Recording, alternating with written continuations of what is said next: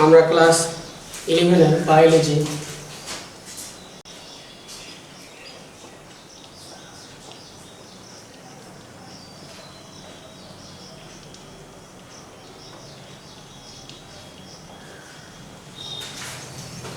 মানে আমরা করছিলাম প্রথম চ্যাপ্টার হিউম্যান ফিজিওলজি।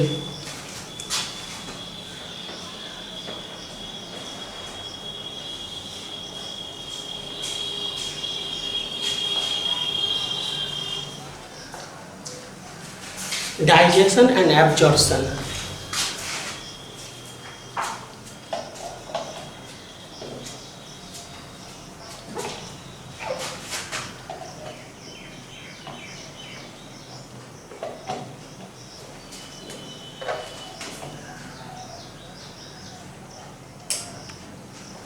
এই চ্যাপ্টার চলছিল। তাহলে এর আগের দিন আমাদের যেটা ডিসকাস হয়েছে সেটা কি হচ্ছে যে একটা সংক্ষিপ্ত ছবির দরকার পড়ছে, সেটা ডিসকাস করার জন্য আর পরবর্তী অংশ আমরা ডিসকাস করবো আজকে।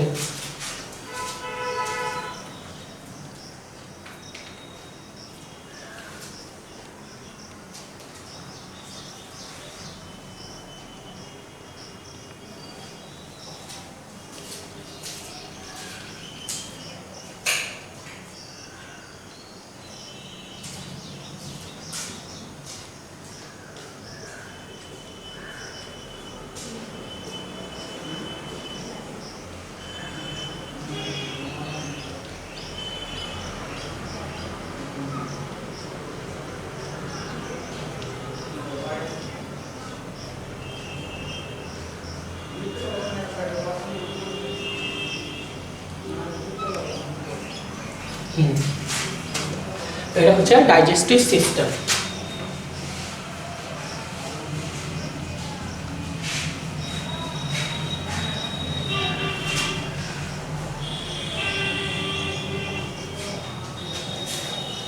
ঠিক আছে, ডাইজেস্টিভ সিস্টেমের আমাদের আলোচ্য বিষয় ছিল ডাইজেস্টিভ গ্ল্যান্ড।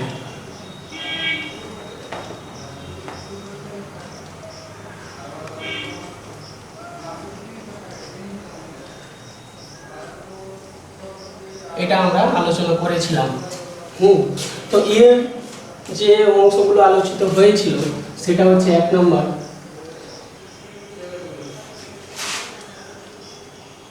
স্লাইভারি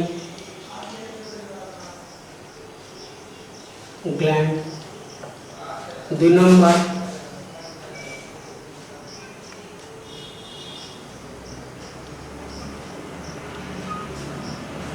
লিভার,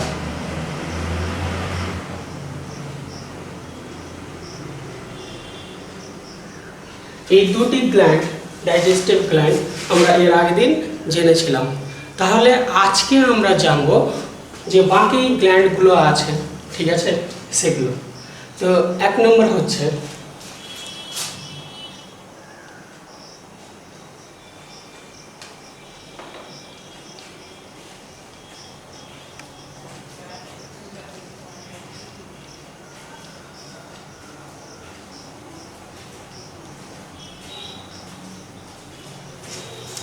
এই গ্ল্যান্ড। তাহলে এর নাম হচ্ছে প্যানক্রিয়াস।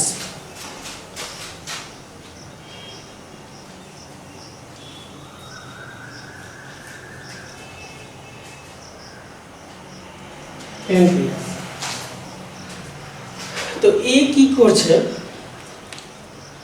অ্যাম্পুলা অফ ভেটরে খাদ্যের যে অপাচ্য অংশটা যাচ্ছে এখান থেকে প্যানক্রিয়াটিক জুসটা বের করে খাদ্যটাকে পাচন করতে সাহায্য করবে, ঠিক আছে, সেটাই হচ্ছে এর প্রধান কাজ।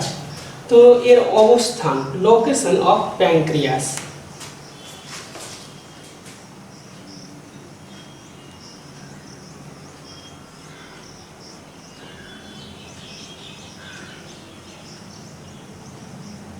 কোথায় অবস্থান করছে, প্যানক্রিয়াস যে গ্ল্যান্ডটা আছে সেটা কোথায় অবস্থান করছে।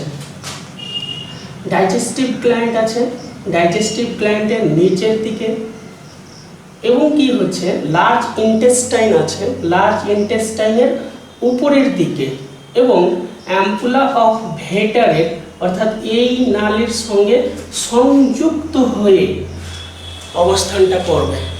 ঠিক আছে, একজন পরিণত মানুষের ক্ষেত্রে আমরা যদি প্যানক্রিয়াসটাকে দেখি তাহলে কি হচ্ছে, 12 থেকে 15 সেমি দীর্ঘ থাকবে প্যানক্রিয়াসটি, আর এটা চ্যাপ্টার থাকবে এবং প্রসারিত হয়ে থাকবে, অর্থাৎ এইরকম করে চ্যাপ্টার হবে। ঠিক আছে, যার এক মুখটা মানে এই প্রান্ত যেটা আছে সেটা এখানে যুক্ত আছে, আর এই প্রান্ত আছে সেটা বদ্ধ আছে। তো মানুষের ক্ষেত্রে প্যানক্রিয়াস দেখতে অনেকটা গোলাপি বর্ণের।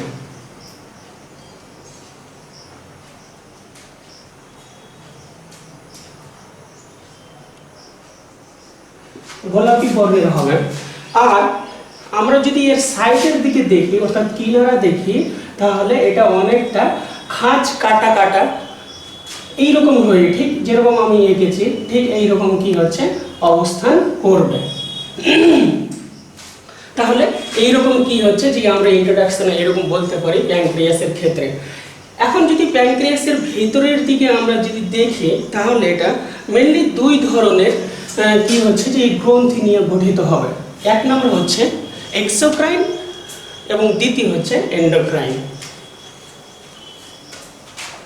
Glands in pancreas.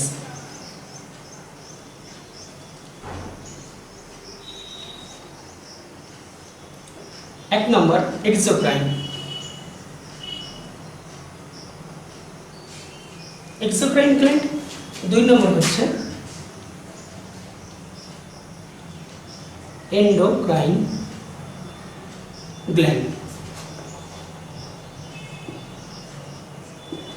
ঠিক আছে, যেহেতু অগ্নাশয় বা প্যানক্রিয়াসের ক্ষেত্রে এক্সোক্রাইন গ্ল্যান্ড এবং এন্ডোক্রাইন গ্ল্যান্ড দুই ধরনেরই গ্রন্থি আছে, এই জন্য একে আমরা বলবো মিশ্র গ্রন্থি বা mixed gland.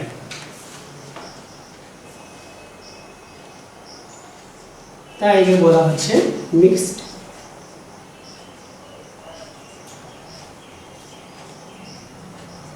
Gland. Exocrine gland কাকে বলবো, প্রথমে আমাদেরকে এটা শিখতে হবে যে এক্সোক্রাইন গ্ল্যান্ড কাকে বলবো এবং এন্ডোক্রাইন গ্ল্যান্ড কাকে বলবো। এক্সোক্রাইন গ্ল্যান্ড হচ্ছে যখন আমাদের দেহের মধ্যে অবস্থিত যে সকল গ্রন্থি নিজে থেকে যে কি হচ্ছে যে হরমোন কিংবা অন্য কোনো এনজাইম উৎপন্ন করছে, সেটা উৎপাদিত পদার্থটাকে কোনো টিউব বা নালীর মাধ্যমে আমাদের দেহের রক্ত কিংবা লসিকার মধ্যে ছড়িয়ে দেবে, সেটা হচ্ছে এক্সোক্রাইন গ্ল্যান্ড। আর এন্ডোক্রাইন গ্ল্যান্ড কি হচ্ছে, এটা কোনো টিউব বা নালী সাহায্য ছাড়াই সরাসরি যে হরমোনটা উৎপন্ন করছে সেটা রক্তের মধ্যে ছড়িয়ে দিচ্ছে, সেটা হচ্ছে এন্ডোক্রাইন গ্ল্যান্ড। এখন আমরা প্যানক্রিয়াসের ক্ষেত্রে দেখছি, প্যানক্রিয়াসকে বলা হচ্ছে মিক্সড গ্ল্যান্ড মানে মিশ্র গ্রন্থি। তাহলে এক্সোক্রাইন কোনটা আছে সেটা আমাদেরকে দেখতে হবে।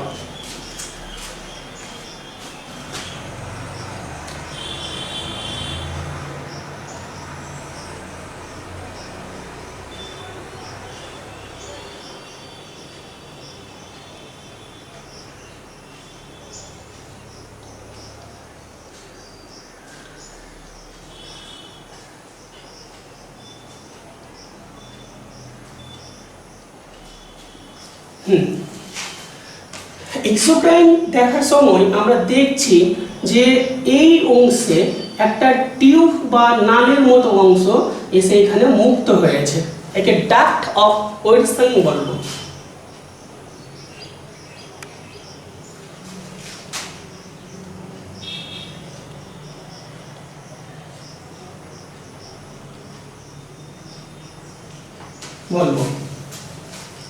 আচ্ছা, এবার এই ডাক্ট বা নালীটি যে প্রান্তে এসে মুক্ত হয়েছে অর্থাৎ ওপেন হয়েছে সেটাকে আমরা বলবো ভেটার অফ অ্যাম্পুলা।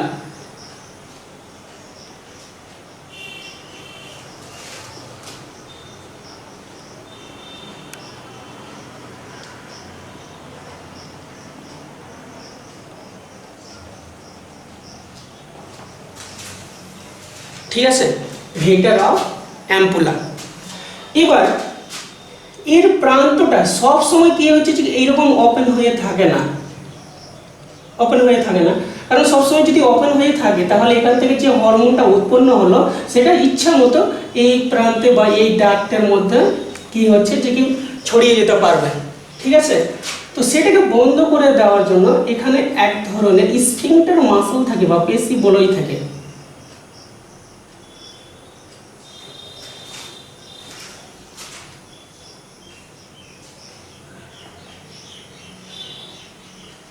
সেটাকে আমরা বলবো প্যানক্রিয়াটিক স্ফিংক্টার মাসল।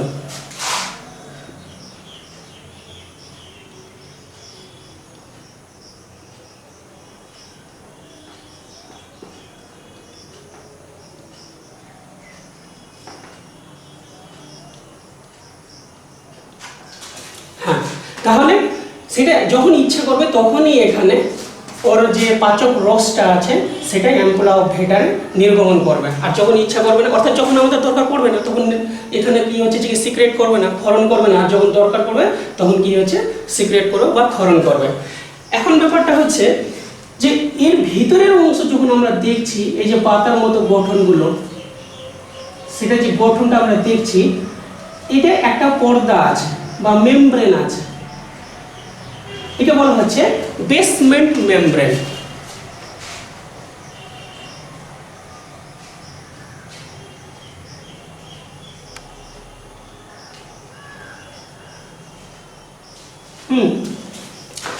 আর ওর ভিতরের দিকে যখন আমরা দেখব, বেসমেন্ট মেমব্রেনের ভিতরের দিকে, অর্থাৎ এই গঠনটাকে আমরা যদি এখানে নিয়ে চলে আসি,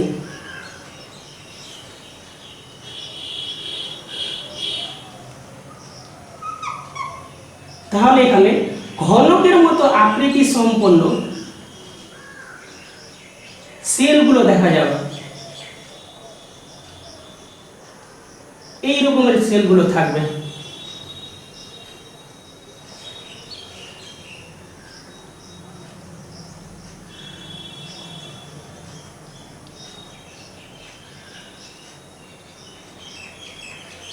দেখতে অনেকটা ঘনকের মতো আকৃতি সম্পন্ন হবে, এইরকম করে অবস্থান করবে বেসমেন্ট মেমব্রেনের উপরের দিকে। তাহলে এই সেলগুলোকে বলবো অ্যাসিনাই সেল।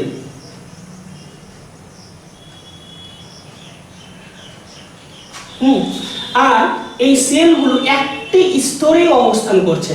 দেখো এখানে কি হচ্ছে যে একটাই স্তর আছে, এরকম করে অবস্থান করছে। তাহলে সেলগুলো কি হচ্ছে যে এইরকম করে অবস্থান করবে, এইরকম করে, মানে মেমব্রেন যে বেসমেন্ট মেমব্রেন আছে ওর উপরের দিকে এরকম করে অবস্থান করছে।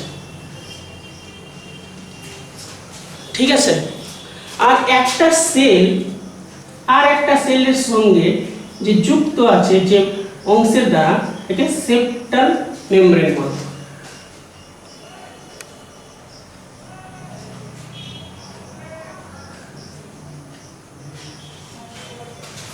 ঠিক আছে, তো এই ধরনের কি হচ্ছে যে কি আমরা গঠনটা দেখতে পাচ্ছি প্যানক্রিয়াসের ক্ষেত্রে। সেটা কি হচ্ছে এক্সোক্রাইন গ্ল্যান্ডের গঠন। এবার আমরা দেখব এন্ডোক্রাইন গ্ল্যান্ড এর গঠনটা কি হচ্ছে। বিজ্ঞানী ল্যাঙ্গারহ্যান্স প্রথম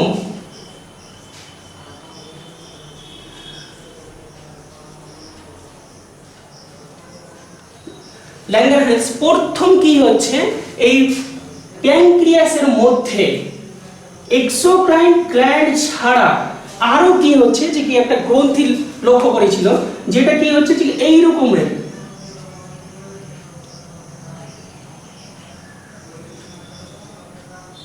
এরকম গোলাকৃতি, এবং এর যে সারফেস আছে এই সারফেস থেকে সামান্য একটু উঁচু হয়ে স্ফীত হয়ে অবস্থান করছে। ঠিক আছে, একে বলা হচ্ছে এন্ডোক্রাইন গ্ল্যান্ড।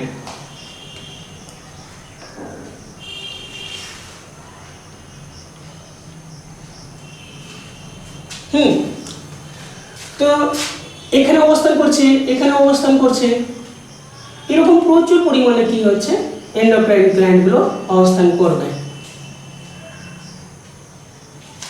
ঠিক আছে, এখন একটা এন্ডোক্রাইন গ্ল্যান্ডকে বাইরের দিকে যদি বের করে নিই আর ওই স্ট্রাকচার দেখার চেষ্টা করি, তাহলে কিরকম করে স্ট্রাকচার দেখা যাবে, সেটা হচ্ছে এটা।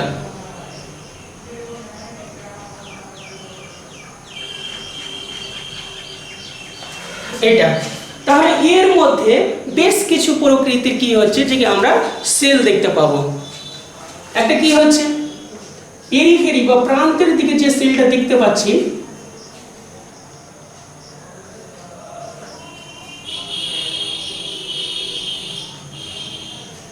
সমগ্র গঠনের এর 15% সেটা হচ্ছে আলফা সেল।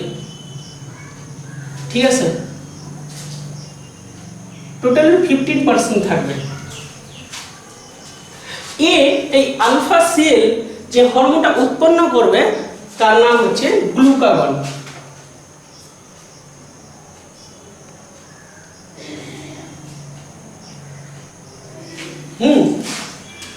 গ্লুকাগন কি করছে, যে গ্লাইকোজেন থাকছে লিভারের মধ্যে সঞ্চিত হয়ে গ্লাইকোজেন থাকছে, এই গ্লাইকোজেনকে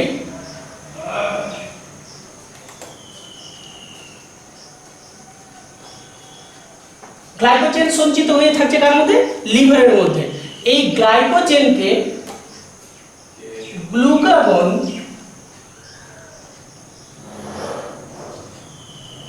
গ্লুকোজে রূপান্তরিত করে দেবে। এটা হচ্ছে এর প্রধান কাজ। তাহলে আলফা সেল থেকে কি হচ্ছে যে 15% এটা আলফা সেল এন্ডোক্রাইন গ্ল্যান্ডের মধ্যে থাকছে, গ্লুকাগন উৎপন্ন করছে, গ্লাইকোজেন যে লিভারে জমা হয়ে থাকছে সেটাকে গ্লুকোজে রূপান্তরিত করে দিবে, সেটা হচ্ছে এর প্রধান কাজ। ঠিক আছে, আচ্ছা এবার এর মধ্যে আর এক ধরনের সেল থাকে, সেটা কি হচ্ছে বিটা সেল।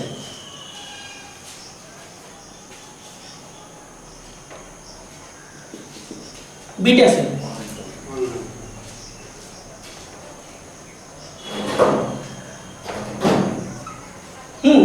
তো এইটা টোটাল 15% থাকবে আর এটা 65% থাকবে। সরি, এটা কি হচ্ছে 65% থাকবে। ঠিক আছে, তো এই বিটা সেল যেটা আছে ও কি করছে, ও ইনসুলিন উৎপন্ন করবে। কি উৎপন্ন করবে? ইনসুলিন।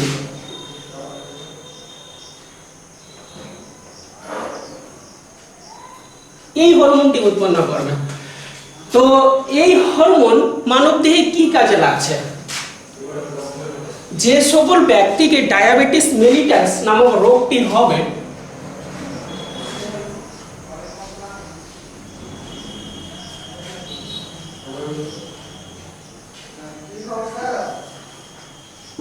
এই রোগটি হবে, এদের ক্ষেত্রে এই ইনসুলিনের উৎপাদন যদি কমে যায় তাহলে ডায়াবেটিস মেলিটাস রোগটি হয়ে যাবে। ঠিক আছে, তো এই ইনসুলিন কি করছে, লিভারের মধ্যে যে গ্লুকোজ উৎপন্ন হলো, হ্যাঁ, এই গ্লুকোজকে আবার গ্লাইকোজেনে রূপান্তরিত করতে সাহায্য করবে এই ইনসুলিন।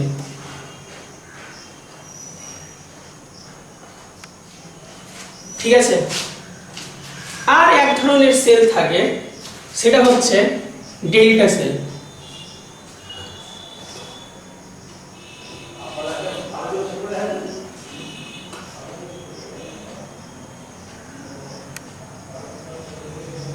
এই টোটালে 5% থাকে, অর্থাৎ খুব কম পরিমাণে থাকে এদের তুলনায়, অনলি 5% থাকবে। ঠিক আছে, তো এই যে গ্লুকাগন আর ইনসুলিন দুই ধরনের যে হরমোন উৎপন্ন হলো, এদের উৎপাদন প্রক্রিয়াটাকে নিয়ন্ত্রণ করবে আর সোমাটোস্ট্যাটিন নামে এক ধরনের হরমোন উৎপন্ন করছে।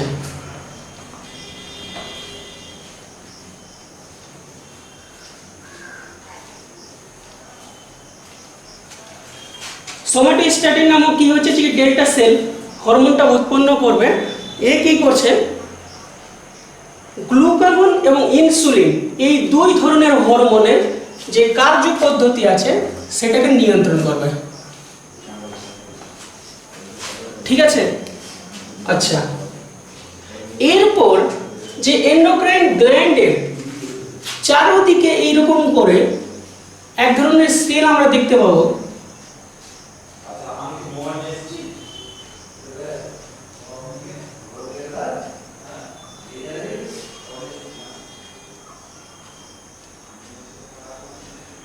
এইরকম করে কি হচ্ছে যে এখানে আছে, আবার এখানেও আছে, আবার এখানেও আছে, এইরকম করে কি হচ্ছে যে সব দিকেই থাকবে এন্ডোক্রাইন গ্ল্যান্ডের, অর্থাৎ এই গ্ল্যান্ডের। একে বলবো আমরা পিপি সেল।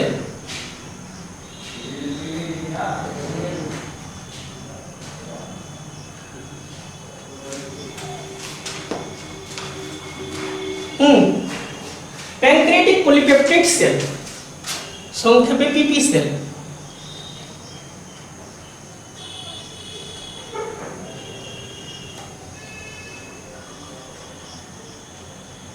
এন্ডোক্রাইন গ্ল্যান্ড আছে, এন্ডোক্রাইন গ্ল্যান্ডটাকে বাইরের দিকে নিয়ে আসলাম, ঠিক আছে, বাইরের দিকে নিয়ে আসলাম।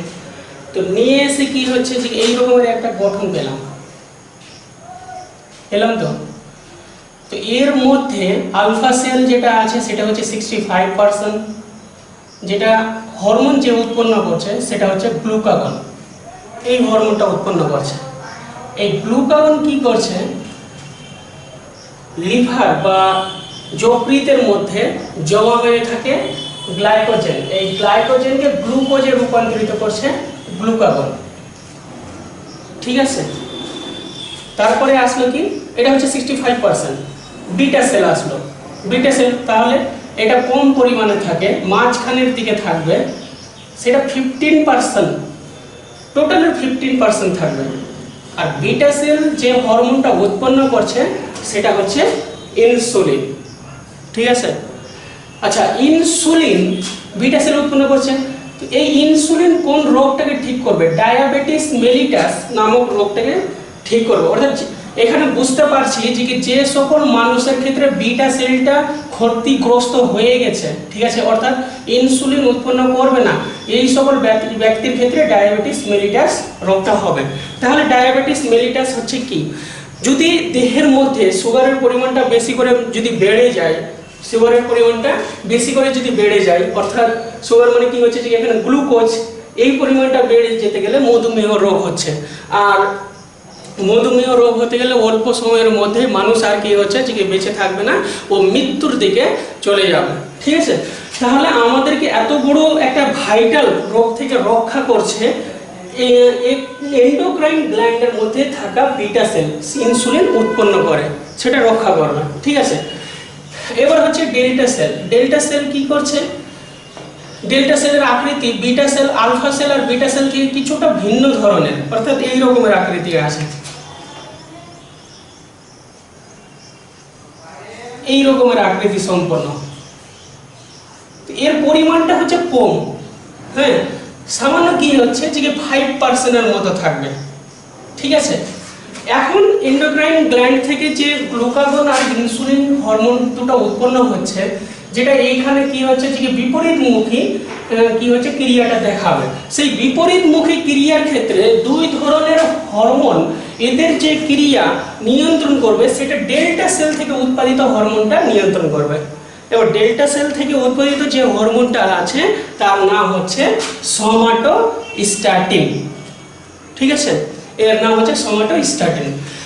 এবার এন্ডোক্রাইন গ্ল্যান্ডের চারপাশে এই রকমের আকৃতি সম্পন্ন যে সেলটা আছে, ঠিক আছে, অর্থাৎ এখানে থাকবে এখানে থাকবে না, সব দিকে কি হচ্ছে যে অবস্থান করবে, ঠিক আছে, ওর নাম হচ্ছে পিপি সেল। এটা টোটালে 15% থাকবে, ঠিক আছে। এর ফুল ফর্ম হচ্ছে প্যানক্রিয়াটিক পলিপেপটাইড সেল, ঠিক আছে। আচ্ছা, সেটা আমরা জানলাম। এবার আমরা দেখব কি প্যানক্রিয়াস যেটা আছে এর কি হচ্ছে যে প্রধান কাজ হরমোনকে সিক্রেট করা। তাহলে হরমোনকে সিক্রেট করা, কোন কোন ধরনের হরমোন সিক্রেট করছে? এক নম্বর গ্লুকাগন, দুই নম্বর ইনসুলিন, তিন নম্বর সোমাটোস্ট্যাটিন। এদের প্রত্যেকের কাজ কি হচ্ছে যে আমরা জানতে পারলাম। ঠিক আছে, এবার প্যানক্রিয়াস থেকে যে খাদ্যের অপাচ্য অংশ আছে সেটাকে ডাইজেস্ট করার জন্য প্রত্যেক মানুষের ক্ষেত্রে প্যানক্রিয়াটিক জুস খরিত হয়। সেই জুসের পরিমাণ কি হচ্ছে প্রত্যেক দিন অ্যাপ্রক্সিমেটলি 1.5 লিটারের মতো কি হচ্ছে যে খরিত হবে। ঠিক আছে, যার পিএইচ হচ্ছে 8 থেকে 8.3, অর্থাৎ সামান্য ক্ষারীয় প্রকৃতির হবে, সামান্য ক্ষারীয় প্রকৃতির থাকবে। এবার প্যানক্রিয়াটিক জুসের যদি আমরা কাজ বলি তো কাজ কি আছে?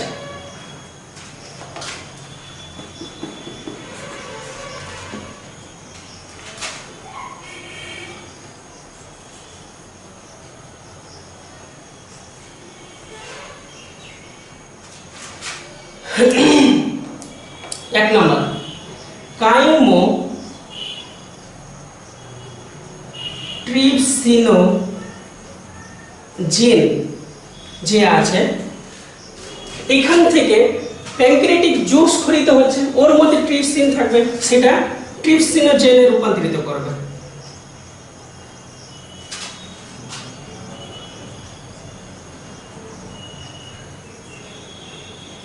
জেনে রূপান্তরিত করছে। ঠিক আছে, আবার ট্রিপসিনোজেন যেটা আছে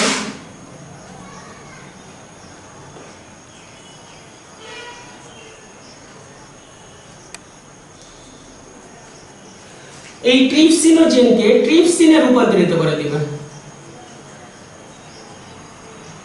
তাহলে ট্রিপসিনে কে রূপান্তরিত করছে? এন্টারোকাইনেজ, যেটা ক্ষুদ্রান্ত থেকে কি হচ্ছে যে কি নিঃসৃত হয়ে এই জায়গার মধ্যে যাবে।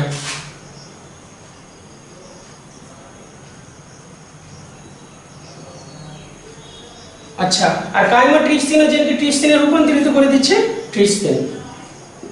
ঠিক আছে, এই রকম করে এদের ক্ষেত্রে ক্রিয়াটা দেখা যাবে। আচ্ছা, 3 নম্বর হচ্ছে ফাংশন অফ নিউক্লিওটাইডেজ।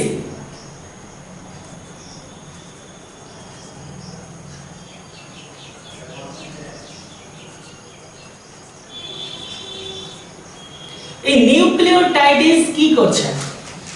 কোন মানুষের ক্ষেত্রে এই জায়গার মধ্যে কি হচ্ছে যে ডিএনএস আছে, ডিএনএস, আরএনএস, এগুলো আছে, ডিএনএস আছে, আরএনএস আছে। ঠিক আছে, তো এদের থেকে নিউক্লিওটাইড মানে এরা কি হচ্ছে যে ডিএনএ থেকে ডিএনএস এবং আরএনএস যেটা আছে আরএনএ থেকে এরা নিউক্লিওটাইড গুলোকে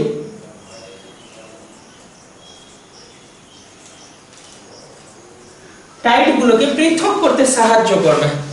ঠিক আছে, অর্থাৎ ডিএনএ আছে, এটা ডিএনএ এর স্ট্রাকচার যদি থাকে তাহলে এগুলো কি হচ্ছে নিউক্লিওটাইড, এগুলো হচ্ছে নিউক্লিওটাইড, একটা নিউক্লিওটাইড বেস পেয়ার। ঠিক আছে, নিউক্লিওসাইড, নিউক্লিওটাইড এগুলো যখন ডিএনএ এর স্ট্রাকচার শিখাবো তখন কি হচ্ছে যে আমরা এগুলো ডিটেইলসে জানবো। ঠিক আছে, তাহলে এটা আমরা শিখলাম কিসের ব্যাপারে? প্যানক্রিয়াসের ব্যাপারে। এবারে আমরা শিখব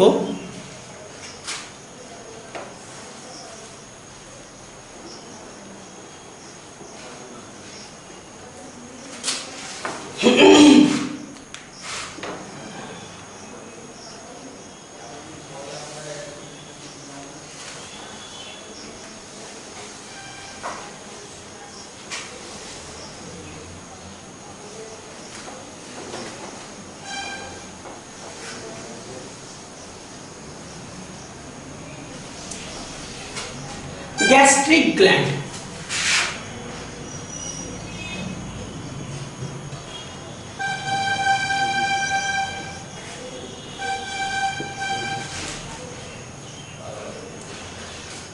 কোনো একজন মানুষের ক্ষেত্রে পাকস্থলীর যদি আমি এটা গঠনটা দেখি,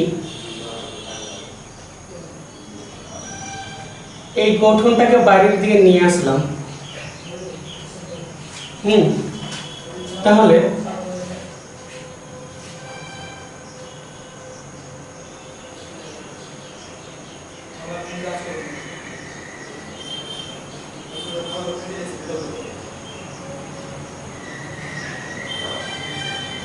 এই রকমের এই গঠনটা আমরা দেখতে পাবো।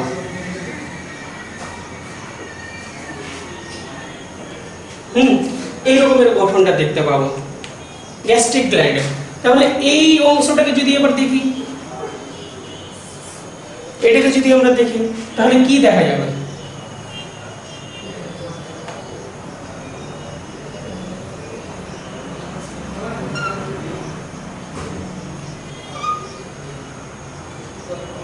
এইরকম করে দেখছি,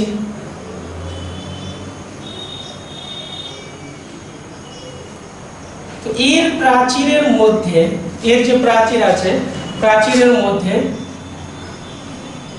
একটা স্তরে সজ্জিত কোষগুলোকে দেখতে পাবো। ঠিক আছে, তো এইগুলো হচ্ছে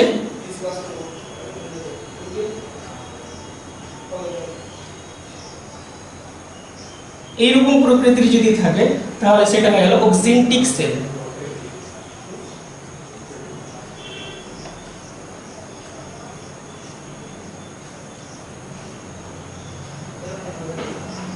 সেল,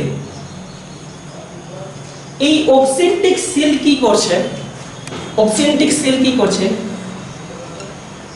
কাস্টের ইন্ট্রিনসিক ফ্যাক্টর এটাকে খরিত করবে, প্লাস এই সিএল যেটা আছে এটাকে ক্ষরণ করবে। ঠিক আছে, আচ্ছা, এরপরে এখানে থাকবে মিউকাস সেল।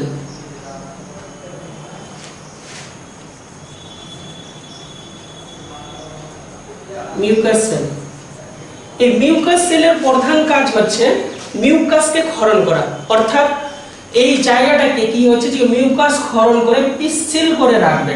ঠিক এটা তো কি হচ্ছে যে এটার ভিতরের গঠনটা দেখছি, মিউকাস ক্ষরণ করে কি হচ্ছে যে এগুলোতে প্রচুর পরিমাণে মিউকাসে ভর্তি হয়ে থাকবে। ঠিক আছে, এগুলো বুঝে গেল মিউকাস সেলের কাজ কি হচ্ছে।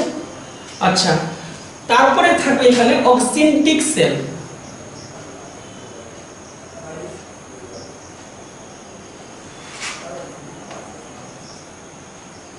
অক্সিনটিক হয়ে গেছে, জাইমোজেনিক সেল, সেল और पेप्टिक सेल।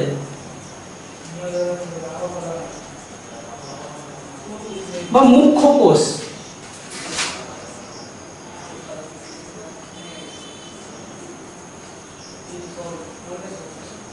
এগুলো কি হচ্ছে এই সেলটি অবস্থান করবে। তো এই সেলের মধ্যে জাইমোজেন প্রকৃতির দানা দেখতে পাবো, অর্থাৎ এটাকে যদি বাইরের দিকে নিয়ে চলে আসি তাহলে এই সেলের মধ্যে নিউক্লিয়াস ছাড়া যে দানাগুলো আমরা দেখতে পাচ্ছি সেটা হচ্ছে জাইমোজেন গ্রানুলস।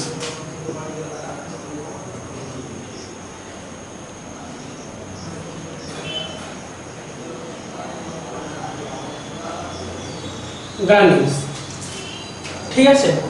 তো এর প্রধান কাজ হচ্ছে, এর প্রধান কাজ কি হচ্ছে? পেপসিনকে ক্ষরিত করা।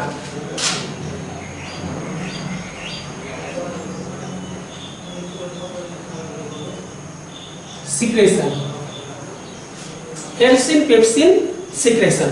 ঠিক আছে, তো এই সকল কাজগুলো কি হচ্ছে যে এই তিন ধরনের সেল আমরা দেখতে পাবো।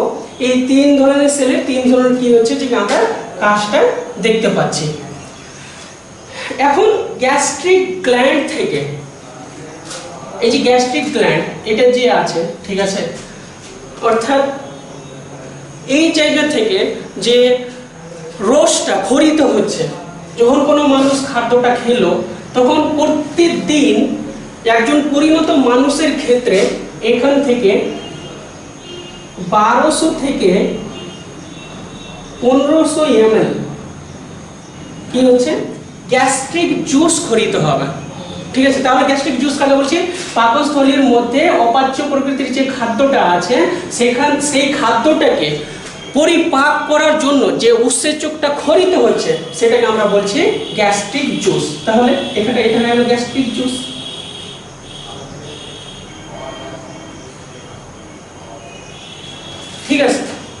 গ্যাস্ট্রিক জুস এর পিএইচ এটা 0.9 থেকে 1.5 এর কাছাকাছি থাকবে, অর্থাৎ তীব্র অ্যাসিডিক প্রকৃতির হবে। ঠিক আছে, অ্যাসিডিক ইন নেচার। তাহলে এখানে কি হচ্ছে, স্বাভাবিকভাবে আমরা দেখতে পাচ্ছি যে যেটা অক্সিনটিক সেল আছে সেটা গ্যাস্ট্রো ইন্ট্রিনসিক ফ্যাক্টর এটা ক্ষরণ করছে, প্লাস HCl ক্ষরণ করছে। তাহলে এটা কি হলো, হাইড্রোক্লোরিক অ্যাসিড হয়ে গেল না? এখন হাইড্রোক্লোরিক অ্যাসিড যদি পাকস্থলীর মধ্যে সিক্রেশন করে, মানে অর্থাৎ সিক্রেট হয় বা ক্ষরিত হয়, তাহলে এখানকার পিএইচ কি হবে, অ্যাসিডিক ইন নেচার হয়ে যাবে না? অর্থাৎ প্রচুর পরিমাণে কি হচ্ছে, অ্যাসিডিক হবে। ঠিক আছে, আচ্ছা এবার এখান থেকে ক্ষরিত যে গ্যাস্ট্রিক জুস সেটা কি ধরনের ফাংশনটা দেখাচ্ছে সেটা আমরা দেখব। আর প্রত্যেকদিন কি হচ্ছে যে এতটি পরিমাণ ক্ষরণ করছে। এবার কোনো মানুষ একবার খাবারটা খেলো, ঠিক আছে, একটা মানুষ কি হচ্ছে যে প্রত্যেকদিন যদি 3 বার খাবার খায়, 3 টাইমস খাবার খায়, তাহলে একবার খাবার খাবে তাহলে 500 ml ক্ষরণ করবে, দ্বিতীয়বার খাবার খাবে আবার 500 ml।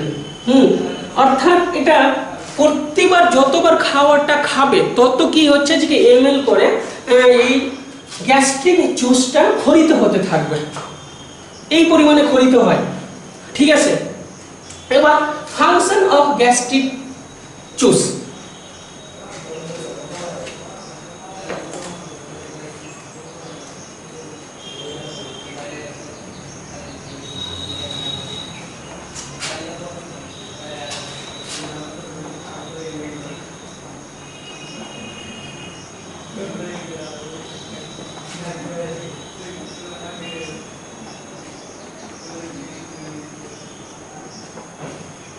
Function of gastric juice. 1 নম্বর কি হচ্ছে, এখান থেকে HCl ক্ষরিত হচ্ছে। ঠিক আছে, তো HCl কি করবে, 1 নম্বরে কোনো মানুষ বাকাল ক্যাভিটি দিয়ে এটার মধ্যে দিয়ে কি হচ্ছে, যদি ব্যাকটেরিয়া বা যে কোনো মাইক্রোবসকে খেয়ে ফেলে, ঠিক আছে, শাকসবজির মাধ্যম হোক কিংবা ওই যে শ্বাসবায়ুর কি হচ্ছে যে কি মানে শ্বাস নেওয়ার সময় হোক, যে কোনো প্রসেসের মাধ্যমেই হোক, যদি ব্যাকটেরিয়া এর মধ্যে প্রবেশ করে, ঠিক আছে,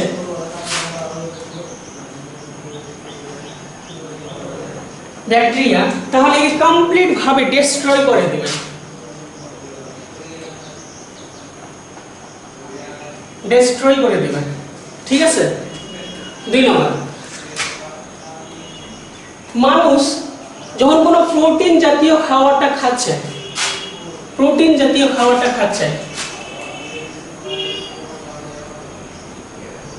এই প্রোটিনকে HCl কি করছে, মেটাপ্রোটিনে রূপান্তরিত করে দেবে। HCl প্রোটিনকে মেটাপ্রোটিনে রূপান্তরিত করবে।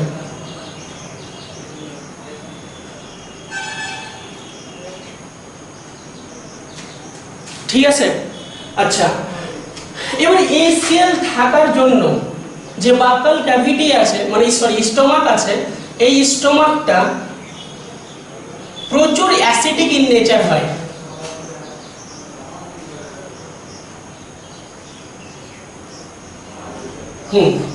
এবার আমরা শিখব কি, function number 2।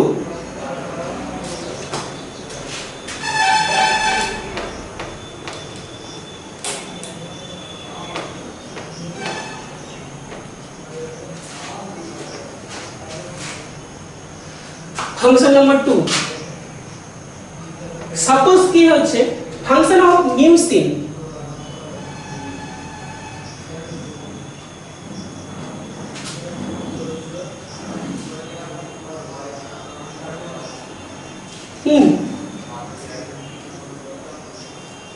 Function of mucin, তাহলে মিউসিনের কাজ কি হচ্ছে, সাপোজ ধরে নাও যে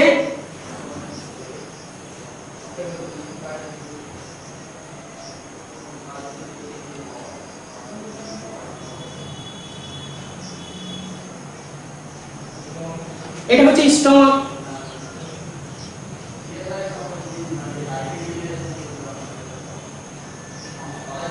এটা এখন যেহেতু অক্সিয়েন্টিক সেল HCl ক্ষরণ করছে, তাহলে এখানে কি হবে? HCl থাকবে না, এগুলো কি প্রচুর পরিমাণে HCl আছে, তো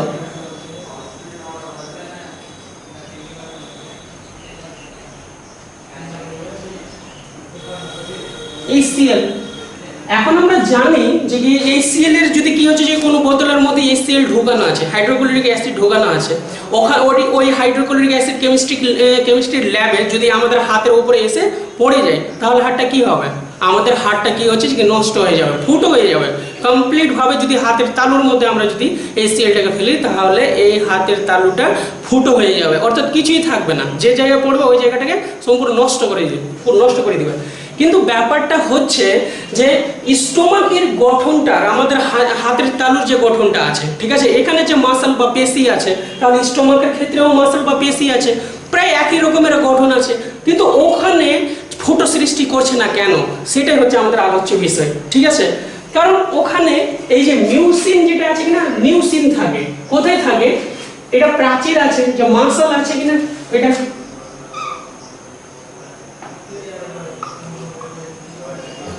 এই যে মাসল আছে, মাসল আর HCl এর মাঝখানে এই জায়গায় একটা পুরো স্তর দেখা যাবে, কিসের? মিউসিনের।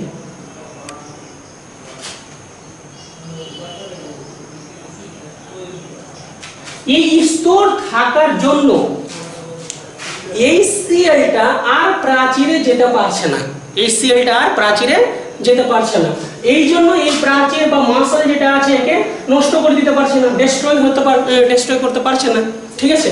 এই জন্য পাকস্থলীর মধ্যে HCl থেকে যায়, ঠিক আছে। আচ্ছা, এগুলো কি হচ্ছে যে মেন ফাংশন আছে কিসে? গ্যাস্ট্রিক গ্ল্যান্ডে। আমরা প্রধান যে প্রিন্সিপাল ফাংশনগুলো আছে সেই ফাংশনগুলোকেই জানবো, যেগুলো আমি শিখাচ্ছি সেগুলোই জানতে হবে, ঠিক আছে। এবার আমরা শিখব পরবর্তী অংশ।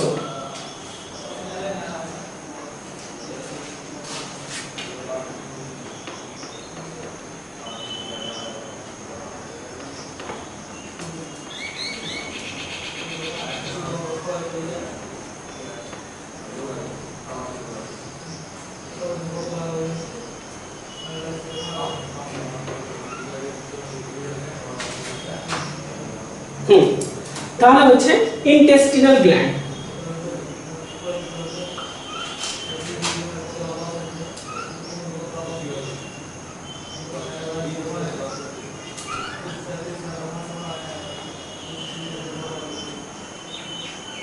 তাহলে ইন্টেস্টিনাল গ্ল্যান্ড যে আছে সেটা কোথায় অবস্থান করছে? সেটা স্মল ইন্টেস্টাইন কিংবা লার্জ ইন্টেস্টাইন, যে কোনো জায়গার মধ্যে কি হচ্ছে যে অবস্থান করবে, যেহেতু এটা হচ্ছে ইন্টেস্টিনাল গ্ল্যান্ড। তো ইন্টেস্টিনাল গ্ল্যান্ড প্রধান দুটি অংশ নিয়ে গঠিত হবে। এক নম্বর ক্রিপস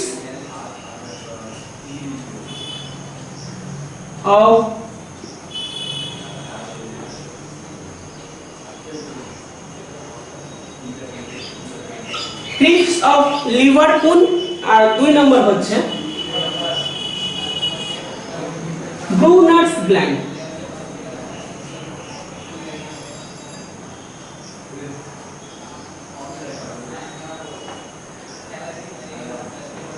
এবার ইন্টেস্টাইনের কোন জায়গার মধ্যে এই সকল গ্ল্যান্ডগুলো দেখা যাচ্ছে সেটা আমরা দেখব। তাহলে আমাদেরকে দেখতে হবে কি ইন্টেস্টাইনের আণুবীক্ষণিক যে গঠন আছে সেই গঠনটাকে দেখতে হবে, ঠিক আছে। সাপোজ কি হচ্ছে, এটা হচ্ছে ইন্টেস্টাইন, তো এটাকে এবার বাইরের দিকে নিয়ে আসলাম। এর প্রাচীর সেটাকে আমরা দূর থেকে যখন দেখছি এরকম দেখা যাচ্ছে, ঠিক আছে, সরি এরকম করে দেখা যাচ্ছে। সেটা তো আমরা আগেই শিখেছিলাম যে এগুলো যেগুলো আছে এগুলোকে আমরা ভিলাই বলছি, মাইক্রো ভিলাই, আর সংক্ষেপে আমরা ভিলাই বলবো, ঠিক আছে। আচ্ছা, এবার এই যে গঠন আছে সেটাকে যদি আমরা দেখি তো কিরকম করে দেখা যাবে?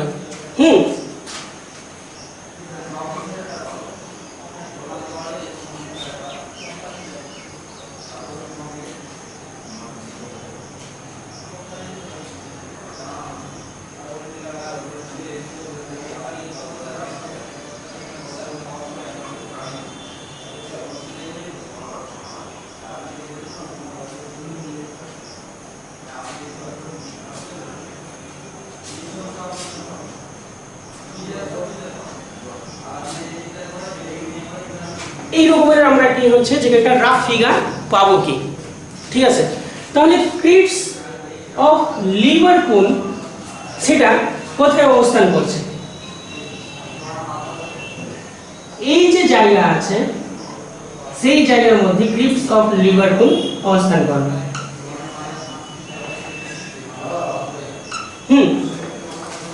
তো এইখানে আমরা দেখতে পাবো প্যানিট সেল, একদম হচ্ছে প্যানিট সেল। তাহলে প্যানিট সেলের গঠনটা কিরকম যদি এরকম দেখি, অর্থাৎ এই রকমের গঠনটা চলে এসেছে, এরকম চলে এসেছে। তাহলে এখানে একটা স্তরে এই যে সেল যেটা আছে সামান্য অন্য সেল থেকে পৃথক ধরনের থাকবে, সেটাকে বলবো প্যানিট সেল।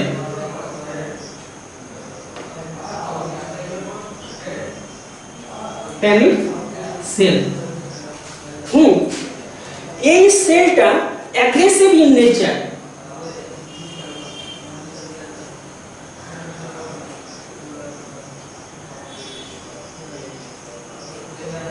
কেন অ্যাগ্রেসিভ ইন নেচার হয়? কারণ জাইমোজেন নামক এক ধরনের উৎসেচক ক্ষরণ করে। লাইসোজাইম নামক উৎসেচক ক্ষরণ করে। বাইরে থেকে যখন কোনো জীবাণু আসে কিংবা অন্য কোনো মেটেরিয়ালস আসে, একে কি হচ্ছে যে এই প্যানিট সেল নষ্ট করে যাবে বা ধ্বংস করে দিবে। ঠিক আছে, এবার হচ্ছে আর্জেন্টাফিন। এইরকম করে প্রচুর সেলগুলো আছে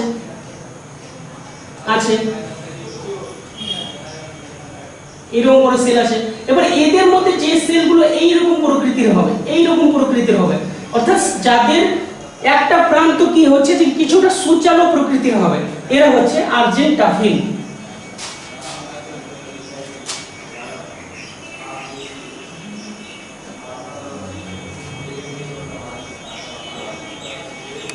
আর্জেন্টাফিন সেল। ঠিক আছে, তো এরা কি করছে? এরা যে হরমোনটা উৎপাদন করছে সেটার নাম হচ্ছে সোমাটোস্ট্যাটিন।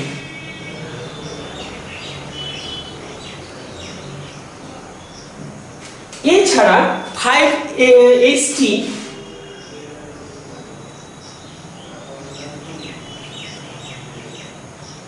হাইড্রোক্সিটাইরোসিন নামক কি হচ্ছে যে কি হরমোন ক্ষরণ করবে, কিংবা সোমাটোস্ট্যাটিন নামক হরমোনটা ক্ষরণ করবে। ঠিক আছে, তাহলে আমরা ইন্টেস্টিনাল যে গ্ল্যান্ড আছে সেটার স্ট্রাকচার আমরা দেখলাম এইরকম। এবার ইন্টেস্টিনাল গ্ল্যান্ড থেকে যে জুসটা খরিত হচ্ছে সেটার নাম হচ্ছে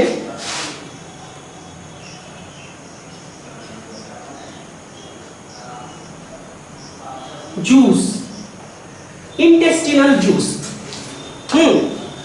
আচ্ছা, এই ইন্টেস্টিনাল জুস এর পিএইচ 6 to 9 এর কাছাকাছি থাকবে। ইন্টেস্টিনাল জুসের পিএইচ হচ্ছে 6 to 9, অর্থাৎ সামান্য কি হচ্ছে যে ক্ষারীয় প্রকৃতির হবে আর সামান্য কি হচ্ছে অ্যাসিডিক প্রকৃতির হবে। ঠিক আছে, এবার ইন্টেস্টিনাল জুসের কাজ কি হচ্ছে? সাপোজ ধরে নিলাম যে কোনো মানুষ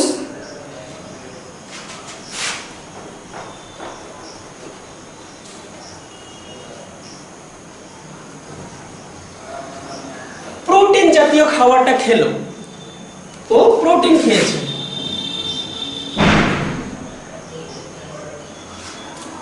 তো এর উপরে কি হচ্ছে অ্যামাইনো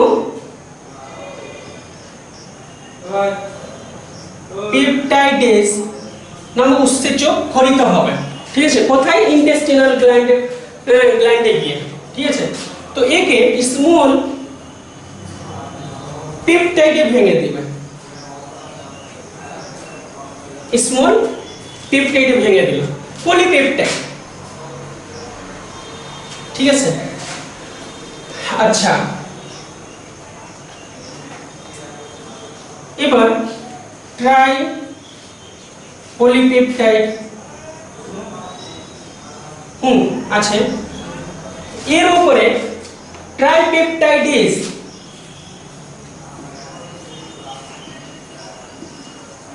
উৎসেচকটা কাজ করবে, পেপটাইডেজ কাজ করছে, তাহলে এটা ডাইপেপটাইড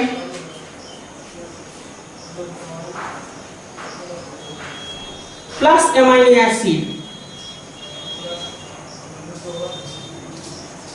অ্যামাইনো অ্যাসিডে ভেঙে দেবে। ঠিক আছে, এবার ডাইপেপটাইড পেপটাইডকে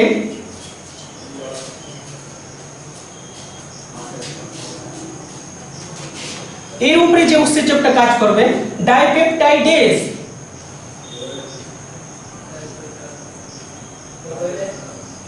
কাজ করছে, এটা কি হচ্ছে অ্যামাইনো অ্যাসিড প্লাস অ্যামাইনো অ্যাসিডে ভেঙে দিবে। ঠিক আছে,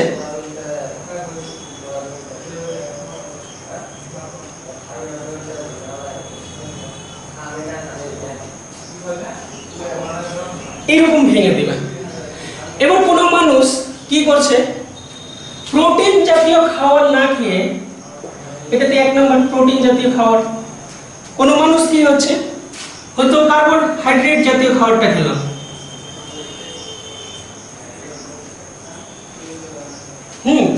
অর্থাৎ মোল্টোজ,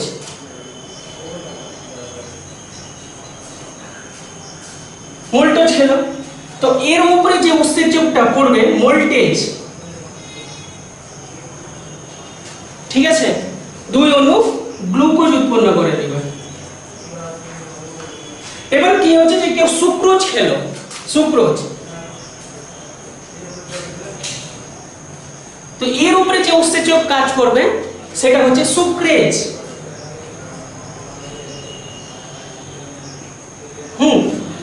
এটা ফ্রুক্টোজ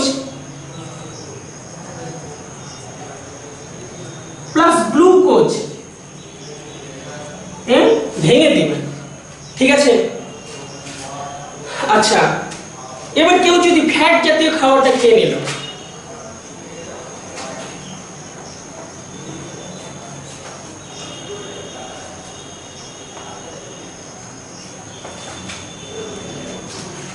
এটা 2 নম্বর। 3 নম্বর ফ্যাট জাতীয় খাবারটা খেলো, ফ্যাট, তো এর উপরে কি হচ্ছে লাইপেজ নামক উৎসেচক কাজ করবে।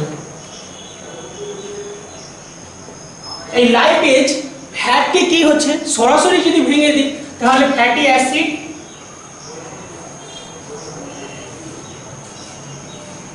প্লাস গ্লিসারল, গ্লিসারল এটাতে কি হচ্ছে যেটা ভেঙে দিবে। এই রকমের 3 ধরনের খাদ্য যদি খাই তাহলে ইন্টেস্টিনাল জুস কি হচ্ছে যে এই রকম ক্ষুদ্র ক্ষুদ্র অংশের মধ্যে ভেঙে দিয়ে খাদ্যকে ডাইজেস্ট করতে সাহায্য করবে। ঠিক আছে, তাহলে প্রথম দিন আমরা শিখেছিলাম স্লাইভারি গ্ল্যান্ড এন্ড লিভার, আজকে আমরা শিখলাম কি হচ্ছে প্যানক্রিয়াস শিখলাম, গ্যাস্ট্রিক গ্ল্যান্ড শিখলাম, ইন্টেস্টিনাল গ্ল্যান্ড শিখলাম। ঠিক আছে, তাহলে এতদূর পর্যন্ত আমাদের আজকের পড়াটা থাকুক, এর পরবর্তী অংশে কি হচ্ছে যে পরবর্তী অংশটা করব। ওকে।